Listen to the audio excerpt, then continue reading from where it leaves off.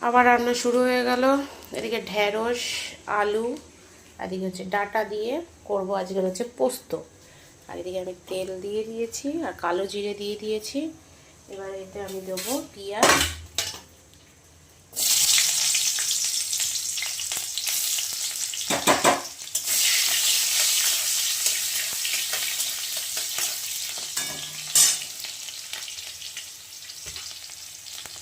দিলাম,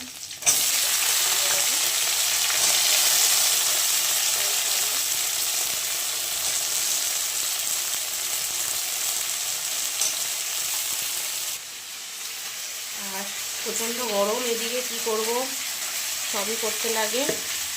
করে নিয়ে আমি বাইরে কিছু কাজ আছে করব, রান্নাটা করে নিই ঝটপট করে। এটা ভাজা ভাজা হবে।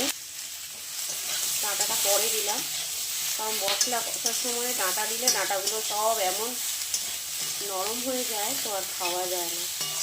ডাঁটাটা লাস্টে দিয়ে এবার এই পোস্তটা দিয়ে জল দিয়ে দেবো। জল ঢেলে দিয়ে